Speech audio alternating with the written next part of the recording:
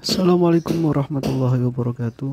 Bahkan ketika orang Arab kesulitan mengartikan famathaluhu kamathalil kalbi in tahmil alaihi yalhas atau tatrukhu yalhas. Orang tomak itu ibarat kayak anjing. Anjing itu kamu kasih makan ya tetap melet, menjulur-julurkan lidahnya, kamu ndak ya ndak. Imam Nawawi ditanya, "Ma wajhusibi?" Lalu wajah tasbihnya di mana? Beliau menjawab, "Fit tomak." Jadi anjing punya dua sifat yang berlawanan. Di bab ilmu dipuji, nggak ada hewan yang mudah menerima ilmu kayak apa? Anjing. Sehingga Quran mengistilahkan wa ma 'allamtum minal jawarihi mukallibin. Hewan yang mudah diajari itu oleh Quran dibahasakan sudah menganjing. Karena anjing adalah hewan yang paling mudah apa? Diajarin. Itu diakui oleh Quran wa ma 'allamtum minal jawarihi mukallibin. Tapi dia punya sifat yang sangat buruk sekali, yaitu nggak pernah puas. Makanya ketika Bal'am bin Ba'ura, ada tokoh yang kedonyan ya, itu kalau diistilahkan Quran walakinnahu akhlada ilal ardi wattaba'a hawa famathaluhu kamathalil kalbi in tahmil alaihi yalhas aw tatrukhu yalhas. Jadi anjing punya dua sifat yang berlawanan. Di bab ilmu dipuji karena paling mudah diajarin. Itu saya pernah ke Malaysia, diceritain sama polisi Malaysia. Anjing itu saking cerdasnya itu bisa deteksi CD palsu sama CD bajakan, asli sama bajakan. Itu kan gak kebayang. Kalau narkoba mungkin masih ada bau khusus ya, atau mesiu atau bom masih ada bau khusus. Ini enggak. Anjing itu dilatih cek CD yang asli sama yang palsu. Wah itu kebablas itu pinternya itu. Itu harganya itu 1 miliar lebih, paling mahal. Jadi mungkin bisa deteksi ini dosen betul apa abal-abal itu bisa. Itu kiai betul apa kiai pesanan itu mungkin bisa. Itu saya punya kitab namanya Al-Hayawanul Kubro. Itu cerita prestasi-prestasi hewan. Itu yang berkuras-kuras sampai berjilid-jilid. Itu ya cerita anjing. Tidak ada hewan sebaik anjing. Di bab itu ya, di bab sampai ya tadi ada anjing yang sangat loyal sama majikannya. Loyalnya Masya Allah, sopannya Masya Allah.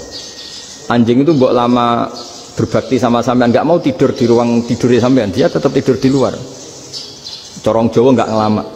Suatu saat si raja ini minum, wisata minum. Pas mau minum diterjang sama anjingnya sampai tumpah.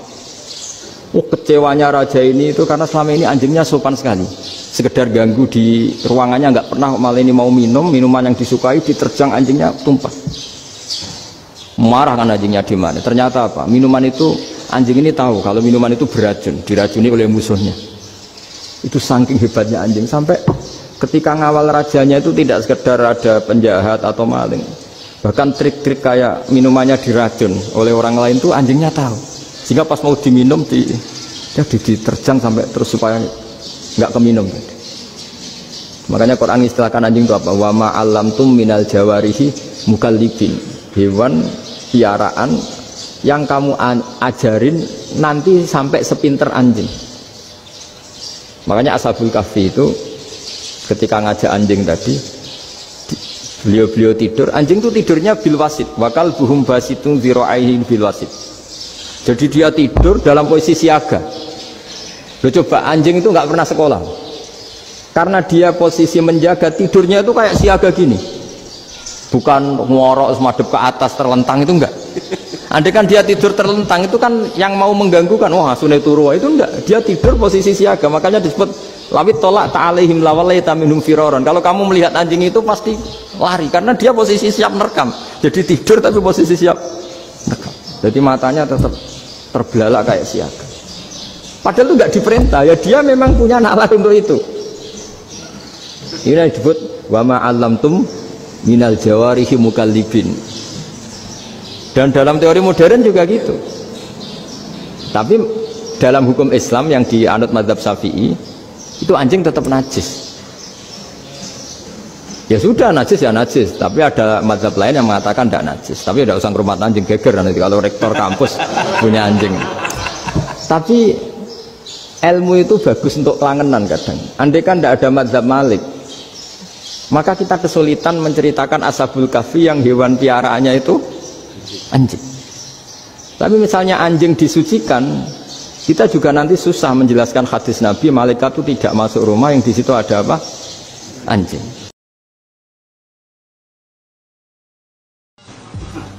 Ini penting saya utarakan karena tadi malaikat itu kan di semua buminya Allah itu akan nangis kalau ada bumi yang nggak dipakai sholat, nggak dipakai sujud. Karena malaikat ini menstatuskan bumi itu mahal sujud. Makanya kata Rasulullah wajilat lanal ardu kulluha masjidan, semua bumi Allah itu hakikatnya adalah tempat sujud. Sehingga kalau nggak ada sujud itu ya kecewa. Bumi ini kecewa sekali kan. Makanya harus fi amakina mukhtalifah, tempatnya harus beda-beda di mana-mana. Supaya syiar. Kalau jamaah tetap di rumah, qatalahumul imam, masih boleh diperangi oleh imam. Jadi kalau kita yang nekuni ilmu itu biasa saja dengan perbedaan. Tapi kalau orang-orang yang nggak siap dengan perbedaan itu sampai Allah disifati Ta'ala itu tidak terima. Padahal Ta'ala itu maknanya Maha Luhur, yang Maha Agung. Jadi ada seorang kiai kebetulan pidato pertama Pak Rektor. Assalamualaikum warahmatullahi ta'ala wabarakatuh. Ilmu balik kedua ini nggak terima karena itu dianggap bid'ah ada Ta'ala. Kan ya dia bilang Assalamualaikum warahmatullahi ta'ala wabarakatuh. Itu saking asobiahnya itu Allah ditambahi Ta'ala itu tidak terima. Padahal Ta'ala itu maknanya Maha Agung. Nah itu kan jadi repot kalau asobiah gitu. Kalau kita ngadepi perbedaan itu biasa saja. Karena kita mungkin bacanya banyak, lihat hal-hal seperti itu ya biasa saja. Karena dulu itu perbedaan itu urusan sudut pandang. Mulanya dari kaji Nabi, dawe Nabi, innama ahlakal ladzina min qablikum mergo kasratu masaidim. Di antara penyebab mlebu neraka kakean apa? Takok. Mulanya bener sampean ngaji rasa takok. Takok malah neraka. Kok kadang takok itu wis bulet. Agama ini mau diprotes. Tapi nak takoke mergo ra roh ya ora apa-apa. Tapi bangkune wis do keturunan go jalalen ra roh. Malor ngidul go jalalen. Tapi kalau kandhani nggih takok itu seringnya itu menohok. Masyhur itu kan ada ulama Mu'tazilah debat sama ulama ahli sunnah. Ini tak dudono ceritane. Ini ada di kitab Umul Barohin, juga ada di kitab Jami Usulil Aulia itu yang dipakai ngaji Habib Lutfi. Habib Lutfi kalau ngaji itu kan master kitabnya kan apa? Jami Usulil apa? Aulia. Saya punya kitab itu dan sering saya pelajari. Itu kitab Qadiriyah apa Naksabandiyah apa Khalidiyah. Itu masternya itu namanya kitab apa? Jami'u Usulil Aulia. Itu ada perdebatan begini, kata ulama Mu'tazilah. Jika maksiat itu kehendaknya Allah, maka berarti Allah itu zalim karena menyiksa sesuatu yang kehendaknya sendiri. Terjadi ulama ahli sunnah gak jawab. Nak maksiat itu ora kersane Allah dan kemudian terjadi banyak di alam raya ini, idzan yaqa'u fi mulkihi ma la yuridu, berarti di alam raya ini banyak terjadi hal yang di luar kendali Allah. Nak ngono Allah dadi raja ora sempurna karena terjadi di alam raya sesuatu yang di luar kendalinya. Lagi pula maksiat lebih banyak ketimbang taat, berarti setan skornya lebih baik karena menang terus.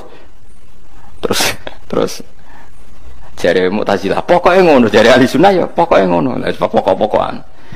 Nah, terus ahli sunnah tanya gini, kalau kenyataan maksiat itu banyak di dunia, kemudian apakah Allah tersiksa karena melihat maksiat itu? Jari Mu'tazilah ya tidak tersiksa karena Allah itu mampu menyiksa mereka.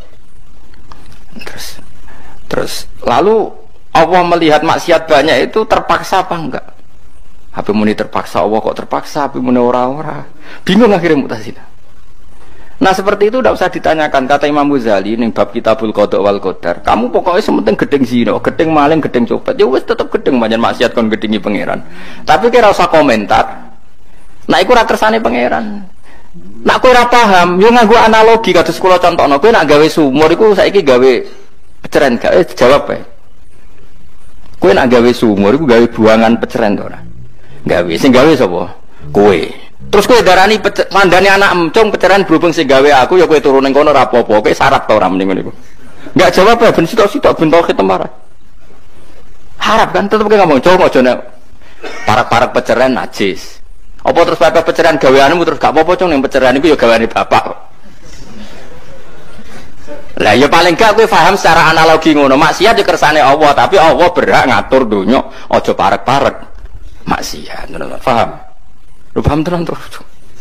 Lah mulane iman khairihi wa syarrihi minallah. anak-anak Beki untuk PSK tak warai caranya jadi wong alim. Ini jujur saja, tidak niat sombong. Saya itu kalau punya makalah itu sampai begini. Ini itu satu makalah sebelum dicetak itu berupa buku ini. Ini begini modelnya. Jadi referensi yang sama tak tulis dari berbagai kitab yang berbeda. Dulu ketika Syekhina Kiai Haji Maimun Zubair masih sugeng, tiap ketemu itu dicek. Itu dari kitab apa. Jadi selain referensi secara mudawana, Al-Kutubul Mudawana, juga dikonfirmasi berkali-kali. Misalnya gini, orang sekarang itu nggak siap dakwah orang yang ahli maksiat. Dulu itu zaman Nabi dakwah itu malah nggak sekedar nggak maksiat, masih kafir yang didakwai.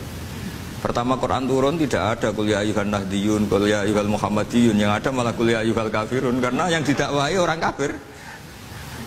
Jadi kalau kamu nyari dakwah yang sudah orang steril, sudah soleh semua, itu orang Jawa nguyai segoro, sekarang soleh kok bu dakwah. Jadi memang tantangannya dakwah itu ke objek yang kita nggak siap. Nggak siapnya mungkin kita beda agama, mungkin beda kultur, beda kesolehan tuh. Ya, jadi ini tak baca beberapa makalahnya orang dulu. Ketika melihat saudara kita, teman kita atau tetangga kita melakukan maksiat atau sedang maksiat. Tak baca Arabnya dulu, mungkin sebagian nanti itu mungkin biar barokah. Ini teks aslinya Imam Ghazali. Wa turuqus salafi qad ikhtalafat fi izharil bughdi ma ahlil ma'asi. Semua orang salaf berbeda-beda dalam memperlihatkan ketidaksukaan ma ahlil ma'asi.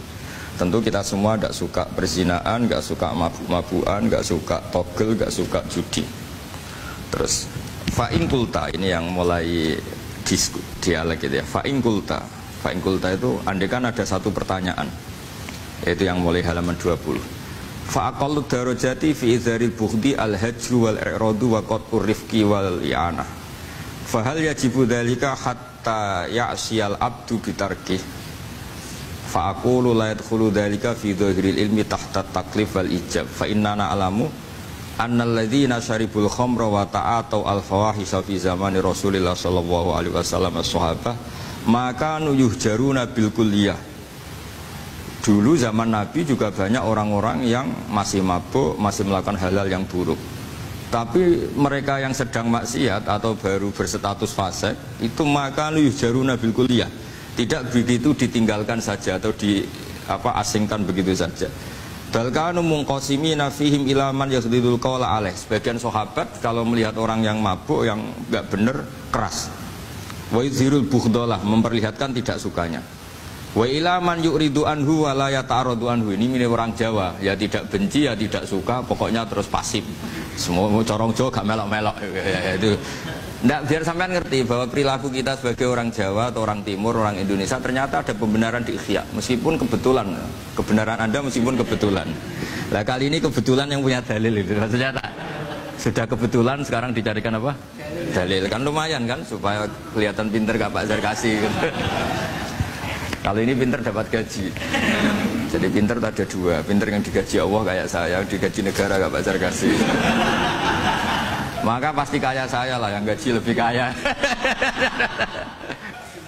Saya dulu itu sering ngajar di Jogja, ketika boyong di Naruan, di Rembang itu teman-teman saya yang kerja di Jogja itu tanya gini, Pak kok bisa ya, habis gaji tetap di Jogja, pindah di kampung yang gajinya agak jelas.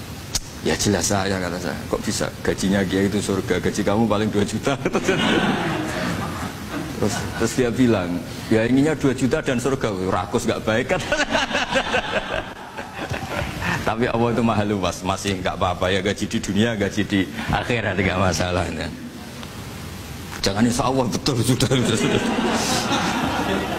Artinya gini, ketika melihat kemungkaran ini kan saya bela Mbah Mun, makanya judul ini Al-Intisar lil Madaiti Syekhina, bela Mbah Mun, bela Pak Kuras, bela bapak kita sendiri. Kita tidak pernah punya guru-guru yang melihat kemungkaran itu reaktif. Tapi secara referensi yang reaktif zaman dulu pun ada. Wa ilaman yuziru al-bughdalah, ada orang yang memperlihatkan ketidaksukaannya. Ya kita secara referensi itu ya ada kelompok yang seperti itu, mulai dulu ya ada. Ada yang tidak ngambil sikap. Nah ini sangat Jawa sekali. Wa ilaman yu'ridu anhu wa la yata'radullah. Ya, tapi kamu jangan terus bilang wah Imam Ghazali berarti NU kultural ya enggak. Imam Ghazali itu ada sebelum bahasa Masari, nanti kamu ngait-ngaitkan Imam Ghazali punya KTAN enggak ya, enggak ini. Ya jelas ya, ada yang ngambil sikap apa? Yudhirul bughdo, memperlihatkan ketidaksukaannya, ada yang ngambil sikap yu'ridu anhu wa la yata'arradu lah. Nah ini yang ketiga, ini yang persis Wali Songo ini yang ketiga ini. Wa ilaman yang zuru ilaihi bi'ainir rahmah. Ada orang itu melihat temannya maksiat, saudaranya maksiat, bawaannya malah tambah suka, tambah sayang. Karena itu dianggap sarana menarik simpati, kemudian berharap nanti menjadi baik. Ini yang ketiga, ini yang mungkin paling berat, tapi itu percontohan yang diceritakan wali-wali Songo. Ini jelas ada ya kelompok ketiga. Artinya gini loh, kalau kamu melihat kiai atau sejarah Wali Songo yang empati atau membina orang-orang fasik dengan kasih sayang, kamu jangan langsung bilang ini Islam apa, tidak nahi mungkar. Kamu yang kurang ilmu ribet. Ini jelas ada takbirnya. Mulai ini Imam Ghazali loh, Hujjatul Islam. Orang punya gelar Hujjatul Islam. Bukan dokter, bukan profesor, Hujjatul Islam. Sedunia lagi, bukan versi kampus tertentu. Sedunia, diakui sedunia. Ternyata mulai dulu ada orang yang pilihannya apa? Wa ilaman yang zuru ilaihi bi'ainir rahmah. Ada terusannya, wala yu'athirul muqata'ah wa taba'ud. Dan dia tidak ngambil sikap memutus hubungan dengan yang sedang maksiat. Jadi bawaannya malah yang zuru ilaihi bi'ainir rahmah dan tidak muqata'ah. Tapi tentu ya tidak muqata'ahnya karena niat bina ya, bukan koalisi. Jadi kalau di surat Waqiah itu orang dilatih tadi, nahnu khalaqnakum falaula tusaddiqun. Hubungan terdekat kamu itu dengan saya, kata Allah, karena saya menciptakan kamu. Seperti dalam kehidupan nyata saja, hubungan dekat jenengan sama ibu sama bapak, karena manusia yang menjadikan sebab wujud Anda. Lah Allah memaklumatkan dirinya juga gitu, saya ini yang menciptakan kamu, harusnya kamu terdekat sama saya. Ketika kamu minum, apa kalian menciptakan air? Antum anzaltumuhu minal musni, apa kamu yang menciptakan awan yang menjadi air? Ketika kita bercocok tanam, kata Allah, apa kamu yang menghidupkan tanaman itu? Semuanya saya. Nah, dengan merasa tergantung itu kepada Allah ketika kita masih janin ya, dikelola Allah sedemikian rupa di rahim ibu. Kita tidak tahu cara menyediakan Allah oksigen, kita tidak tahu cara Allah mengatur kesediaan air, padahal dunia sudah seperti ini. Dengan seperti itu kan sering tergantung sama Allah. Makanya di tafsir itu inti dari tasawuf itu antumul fuqara ilallah. Semua harus merasa butuh sama Allah. Terima kasih sudah menonton.